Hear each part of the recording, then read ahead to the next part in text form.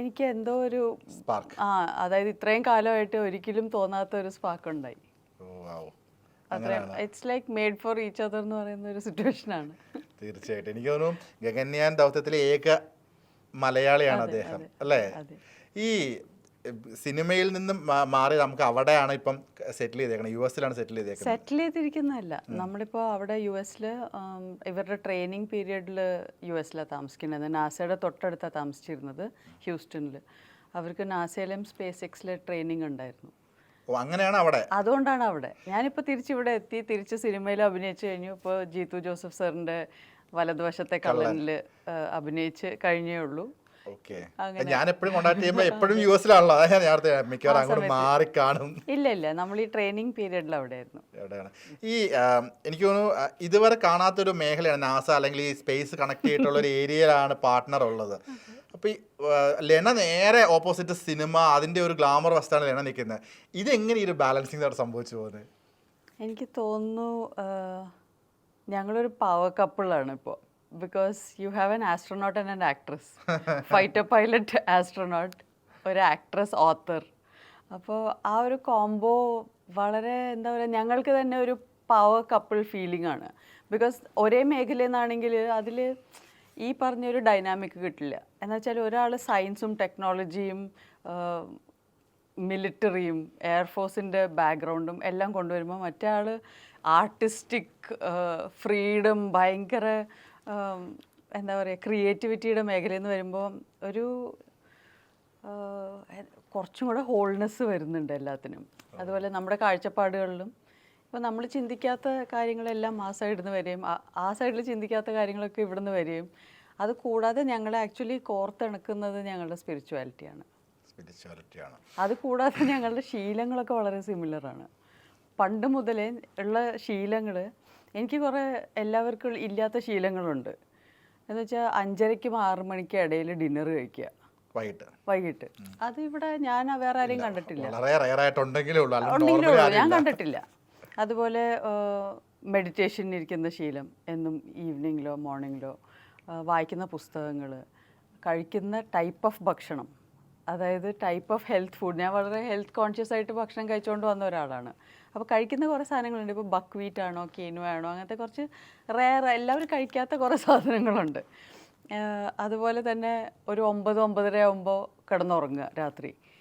ഇത്രയും ശീലങ്ങളുള്ള വേറെ ആരും എനിക്ക് പരിചയമില്ല. ഞങ്ങൾ മീറ്റ് ചെയ്യുമ്പോഴേ ഞങ്ങൾ രണ്ടുപേരുടെയും എക്സാക്ട് ശീലങ്ങൾ ഇത് തന്നെയാണ്, സെയിം ആണ്. എന്നുവെച്ചാൽ ഒരു അഡ്ജസ്റ്റ്മെൻറ്റും ആവശ്യമില്ല.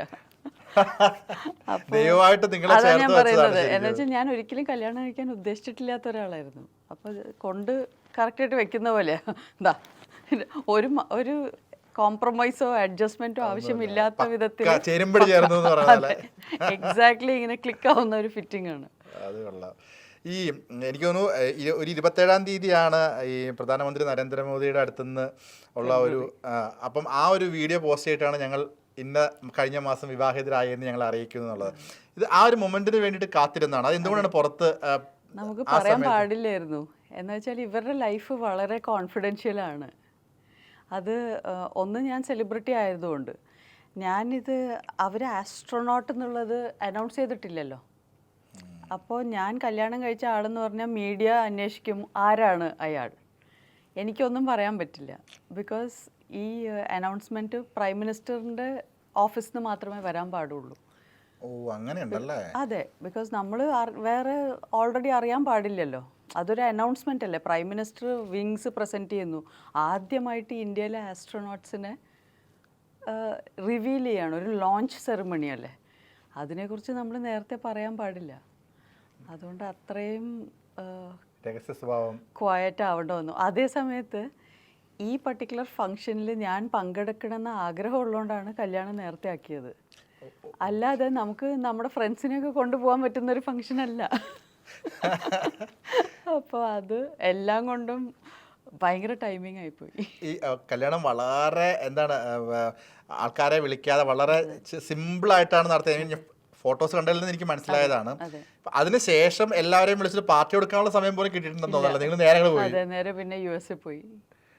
ഈ വളരെ തിരക്കുള്ള ഹസ്ബൻഡ് ഒരു ബിസിനസ്മാനാണ് നമുക്ക് മനസ്സിലാക്കാം. ഇദ്ദേഹത്തിൻ്റെ മേഖല വേറൊരു തലത്തിലുള്ളൊരു മേഖലയാണ്. വളരെ തിരക്കുള്ള ഒരു ഹസ്ബൻഡിൻ്റെ വൈഫ് എന്ന ഒരു പദവി അതെങ്ങനെ എൻജോയ് ചെയ്യുന്നു?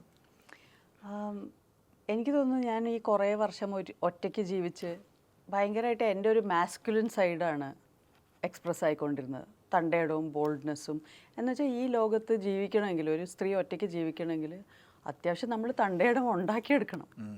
അപ്പോൾ എനിക്ക് ഓൾറെഡി അത് അത്യാവശ്യം ഉള്ളതാണ്. പക്ഷേ എൻ്റെ ഫെമിനിൻ സൈഡ് ഭയങ്കരമായിട്ട് അങ്ങ് അടിച്ചമർത്തപ്പെട്ടു എൻ്റെ ഓൺ മാസ്കുലിനിറ്റി കാരണം.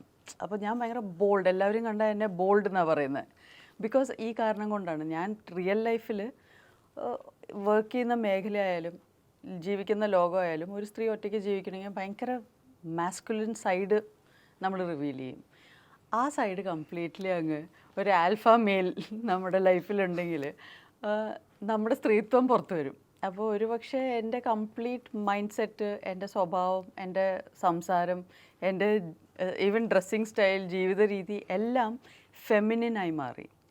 അപ്പോൾ അതോടൊപ്പം തന്നെ ഈ ബുക്കുകളിൽ എഴുതിയ കോണ്ടൻറ്റ്സ്, ഇപ്പോൾ ഞാൻ എഴുതിയ ദി ഓട്ടോബയോഗ്രഫി ഓഫ് ഗോഡ് അല്ലെങ്കിൽ അതിൻ്റെ മലയാളം ദൈവത്തിൻ്റെ ആത്മകഥ, ഈ ബുക്സിൽ പറയുന്നത് ഒരു മാസ്കുലിൻ സൈഡ് ഓഫ് സ്പിരിച്വാലിറ്റിയാണ്. അതിൻ്റെ ഫെമിനിൻ സൈഡിലേക്ക് വരുമ്പോൾ നമ്മൾ പ്രകൃതിയിലോട്ടാണ് വരുന്നത്. മറ്റത് കോൺഷ്യസ്നെസ്. ഇത് പ്രകൃതി എന്ന് പറയുമ്പോൾ പ്രാക്ടിക്കൽ കാര്യങ്ങളാണ്. ഇതിൽ അത്യാവശ്യം സ്പിരിച്വൽ ഇൻട്രസ്റ്റ് ഉള്ളവർക്ക് മാത്രമേ ആ ബുക്കുകൾ മനസ്സിലാവുകയുള്ളൂ. ആർക്ക് വായിച്ചാലും അതിൽ നിന്ന് എന്തെങ്കിലും കിട്ടുമായിരിക്കും. പക്ഷേ വളരെ പ്രാക്ടിക്കലായിട്ടുള്ള റിയൽ ലൈഫ് കാര്യങ്ങൾ ഇപ്പോഴാണ് വർക്കാവുന്നത്. ആ ബുക്ക്, അടുത്ത ബുക്കിൻ്റെ പേര് ഓൾറെഡി ഇട്ട് കഴിഞ്ഞു, ഞാനിപ്പോൾ ഡിസ്കഷനിലാണ്. It's called വിമനോപോസ്. ഭയങ്കര ഡീപ്പായിട്ടുള്ള റിയൽ ലൈഫ് സിറ്റുവേഷൻസിൽ നമ്മൾ എന്താ പറയുക, കംപ്ലീറ്റ് ട്രാൻസ്ഫോർമേഷൻ ക്രിയേറ്റ് ചെയ്യുന്ന കുറേ ഘടകങ്ങളാണ് വരുന്നതിൽ. വളരെ പ്രാക്ടിക്കൽ എന്ന് വെച്ചാൽ എല്ലാവരുടെയും വീട്ടിൽ ഇപ്പോൾ അനുഭവിച്ചുകൊണ്ടിരിക്കുന്ന കാര്യങ്ങൾ. ഒരു വീട്ടിൽ നെടുന്തൂണ് ആ വീടിൻ്റെ സ്ത്രീയാണ് എന്നുള്ളത് എനിക്ക് മനസ്സിലാവുന്നത് വിവാഹത്തിന് ശേഷമാണ്. ഒരുപക്ഷെ അതിനായിരിക്കും വിവാഹം കഴിക്കേണ്ടി വന്നത്. അപ്പോൾ ഇതാണ് എന്നിൽ വന്ന വ്യത്യാസം. സ്ത്രീത്വം ആക്ച്വലി എക്സ്പ്രസ് ചെയ്യാൻ പറ്റി തുടങ്ങി. ബിക്കോസ് നമ്മുടെ safety and security is already taken care of. നമ്മൾ തന്നെ വേണ്ട അത് നോക്കാൻ. എഴുത്തിലേക്ക് കൂടുതൽ ഫോക്കസ് ചെയ്യുന്നുണ്ടല്ലേ ഇപ്പം? കൂടുതൽ ഫോക്കസ് ചെയ്യുന്നു എന്നുള്ളതല്ല, ഞാൻ പണ്ട് പഠനത്തിലാണ് ഫോക്കസ് ചെയ്തുകൊണ്ടിരുന്നത്. പാരലലി സിനിമ ബാക്കിയെല്ലാം നടക്കുന്നു. ഇപ്പോൾ ആ പഠനത്തിന് ആ സ്പേസിലേക്ക് കൂടുതലിപ്പോൾ എഴുത്ത് കടന്നു വന്നു എന്നുള്ളതേ ഉള്ളൂ. ഇപ്പം ഞാൻ ചോദിക്കട്ടെ, ലെനയുടെ ഒരു മുൻ ഇതൊക്കെ ഇത് ഐ മീൻ പൂർവ്വ ഇത് നോക്കിക്കഴിഞ്ഞ് കഴിഞ്ഞാൽ 4 തൊട്ട് സ്കോളർഷിപ്പ് പഠിച്ച് വരുന്നു, BA റാങ്ക് മേടിക്കുന്നു. അപ്പം പിന്നെ ഒരു 16-ാം വയസ്സോട്ട് സ്വന്തമായിട്ട് ഏൺ ചെയ്ത് ജീവിക്കുന്നു.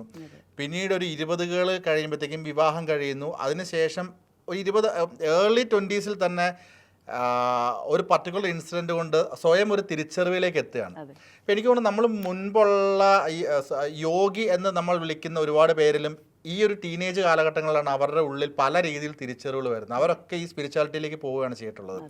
ഇപ്പം ആക്ച്വലി ലെന ചിന്തിച്ചിട്ടുണ്ട്. ഇപ്പം ലെന തൊട്ടതെല്ലാം ഒരു പക്ഷേ പൊന്നെന്ന് തന്നെ നമുക്ക് വേണ്ടി പറയാം. പഠിത്തത്തിൽ റാങ്കാണ്, ഈ അഭിനയത്തിലും ടോപ്പിൽ തന്നെയാണ്. തിരിച്ചറിവുകൾ വരുന്നു. ഈ തിരിച്ചറിവുകളിൽ ഇപ്പം ഞാൻ എന്താണ്, ഞാൻ തന്നെയാണ് ദൈവം, ഈ തിരിച്ചറിവുകൾ വരുന്നു. ശരിക്കും എന്താണ് നമ്മൾ ഓരോ ജന്മത്തിനും ഓരോ ലക്ഷ്യമുണ്ടെന്ന് പറയില്ല. ഇപ്പം ലെനയുടെ ഒരു കാറ്റഗറിയിൽ പെടുന്ന കുറച്ച് ആളുകളെ നമ്മളുടെ സമൂഹത്തിലുണ്ടാവുള്ളൂ. അവരെല്ലാം തന്നെ മറ്റൊരു തലത്തിൽ എത്തിപ്പെട്ടവരാണ്. ഇപ്പം നമ്മൾ ഈ യോഗി എന്ന് തന്നെ പറയുന്ന കാറ്റഗറിയിൽ ഒരു ഒരു ഉദ്ദേശം എന്നൊക്കെ പറയുന്നത് ചിന്തിച്ചിട്ടുണ്ടോ? അതെ, നമ്മുടെ പേർപ്പസാണ്. ഈ ബുക്കിൽ വൈ ആം ഐ എന്ന് പറഞ്ഞ കാറ്റഗറിയിൽ പറയുന്ന കാര്യമാണത്.